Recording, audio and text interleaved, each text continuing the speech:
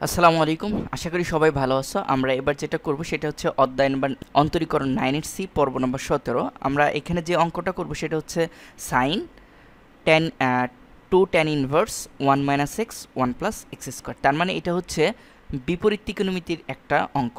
তো এটাকে কিভাবে আমরা কিভাবে ডিফারেন্সিয়েশন করব সেটা আমরা আজকে দেখব। এটা আমরা গত কয়েকটা ভিডিও নিছি হচ্ছে বিপরীত ত্রিকোণমিতি সম্পর্কে। সেখানে আমি দেখাইছি যে বিপরীত ত্রিকোণমিতির কিছু সূত্র দিয়ে করা যায়, আবার সরাসরি আমরা ধরেও করতে পারি। তার মানে বিপরীত ত্রিকোণমিতির যে সূত্রগুলো আছে সেই সূত্রগুলো ইউজ করেও আমরা অঙ্কগুলো করতে পারি, অথবা আমরা যেটা করতে পারি যে এই এক্সের একটা নির্দিষ্ট ভ্যালু ধরেও আমরা করতে পারি।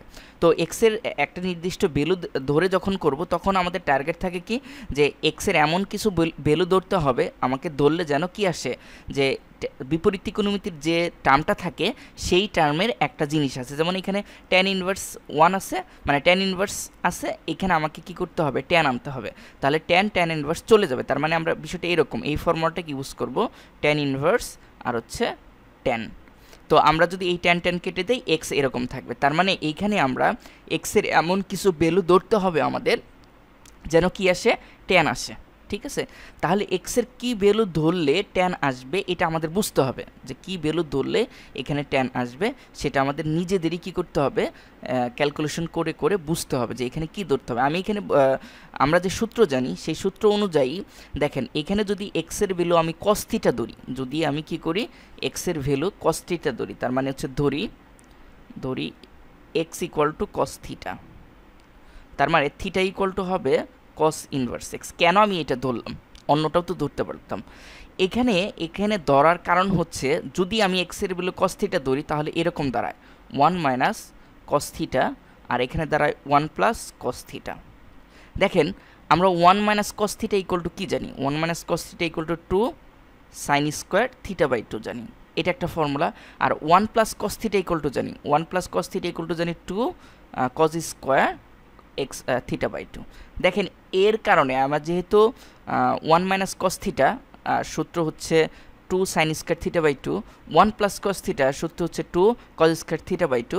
আমরা যদি এই ভ্যালুটা এখানে বসাই, দেখেন এই ভ্যালুটা বসাইলে, এক্সের ভ্যালু যদি cos থিটা বসান, তাহলে আমরা যেটা পাবো যে 1 মাইনাস cos থিটা আর 1 প্লাস cos থিটা, তাই না?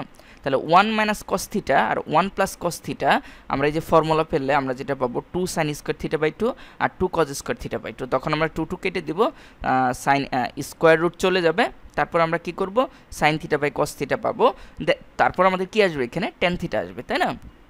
তখন ওই যে tan আর tan ইনভার্স কেটে যাবে, তখন আমাদের ম্যাথটা হয়ে যাবে। এর কারণেই মূলত এখানে x equal to cos theta ধরা। অনেকে বলতে পারো যে কিভাবে বুঝবো আমি x equal to cos theta ধরবো। আসলে এটা হচ্ছে তোমার চর্চার উপর ডিপেন্ড করবে, তুমি কিভাবে এটাকে চর্চা করো, তুমি বারবার এটাকে অঙ্কটা করো কিনা।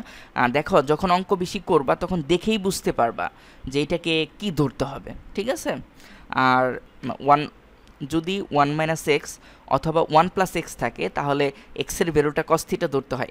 এরকম কিছু কন্ডিশন অনেক বইয়ে দেওয়া থাকে। কিন্তু আমি যেটা বলবো যে তোমরা যদি এক্সারসাইজ করতে করতে ধরে ফেলতে পারো যে এটা কি হবে, সেটা তোমার ডিপেন্ড করবে হচ্ছে তোমার এক্সারসাইজের উপর, তুমি কতবার অঙ্কটা করলে সেটার উপর। ঠিক আছে?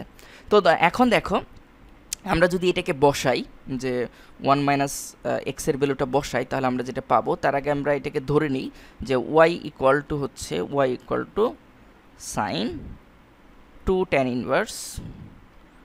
Inverse root over 1 minus x 1 plus x.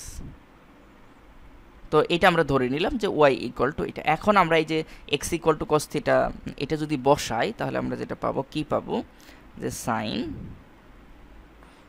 2 tan inverse, আমরা এই রাশিটা বসাইলে আমরা যেটা পাবো root over 1 minus cos theta, আর পাবো হচ্ছে 1 plus cos theta, 1 plus cos theta, এটা আমরা পাবো। এখন দেখো, আমরা জাস্ট ফর্মুলাগুলো ফেলবো, ত্রিকোণমিতির যে ফর্মুলা আছে সেই ফর্মুলাগুলো ফেলবো। 2 tan ইনভার্স, আমরা যদি এই ফর্মুলাটা ফেলি, 1 minus cos theta equal to আমরা কি জানি, 2 sine square theta by 2 sine square theta by 2 হবে, ভাগ হচ্ছে 1 plus cos theta 2 cos square theta by 2। এখন দেখো আমরা জাস্ট এটা কেটে দিব, যে এটা একটু যদি কেটে দিই, এই 2 চলে যাচ্ছে, হ্যাঁ, এই স্কোয়ার রুট চলে যাবে, হ্যাঁ, স্কোয়ার আর রুট চলে যাবে, তার মানে হচ্ছে সাইন 2 tan ইনভার্স, তাহলে চলে গেলে আমাদের থাকবে হচ্ছে সাইন θ/2, আর এখানে থাকবে হচ্ছে কস θ/2। ঠিক আছে, এখন দেখেন, এখন দেখো যে সাইন, এইখানে কি হয়, এইখানে আমাদের সাইন θ/2 আর কস θ/2, তাহলে লিখতে পারি tan ইনভার্স tan θ/2 লিখতে পারি, tan θ/2 সূত্র আমরা, তাহলে tan ইনভার্স চলে যাবে, থাকবে হচ্ছে θ/2, তার মানে ইকুয়াল টু লিখতে পারি সাইন θ/2 মানে 2 গুণন θ/2, তাহলে 2 চলে যায়, থাকে হচ্ছে সাইন থিটা, থাকে কি সাইন থিটা। এখন দেখো এখানে থিটার একটা ভ্যালু আছে, থিটার ভ্যালু হচ্ছে cos inverse x, cos inverse x, থিটার ভ্যালু কত, কজ ইনভার্স এক্স। আচ্ছা, এইখানে আমাদের থিটার ভ্যালু যদি বসাই তাহলে পাবো হচ্ছে, তাহলে কি পাবো, সাইন, আর থিটার ভ্যালু হচ্ছে কজ ইনভার্স এক্স, তাই না?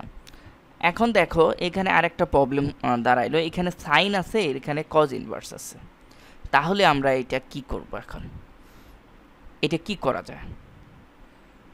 তো বিপরীত ত্রিকোণমিতির একটা ফর্মুলা তোমরা হয়তো বা জানো, ফর্মুলাটা এরকম যে, এখন দেখো এটাকে আমরা ডিফারেন্সিয়েশন করব, তাহলে ওয়াই ইকুয়াল টু এত পাইলাম, এটা আমরা ডিফারেন্সিয়েশন করি ডিওয়াই ডিএক্স, তার মানে এটাকে ডিফারেন্সিয়েশন প্রথমে সাইনকে করতে হবে, সাইনকে করলে আমরা কি পাবো, কস পাবো, তাই না? তার কস পাইলাম, কস ইন্টু যে থিটাটা আছে সেই থিটাটা লিখলাম, সাইন ইনভার্স এক্স।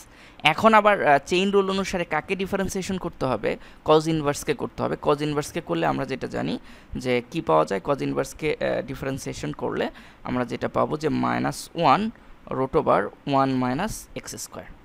ঠিক আছে, তাহলে দেখো এখানে একটা কজ আর কজ ইনভার্স চলে যাচ্ছে, তাহলে থাকে হচ্ছে এক্স, আর এখানে থাকতেছে হচ্ছে গুণন হলো -1 আর √1 - x স্কোয়ার, তাহলে ইকুয়াল টু কত লিখতে পারি, -x √1 - x স্কোয়ার। এটাই হচ্ছে আমাদের অ্যান্সার।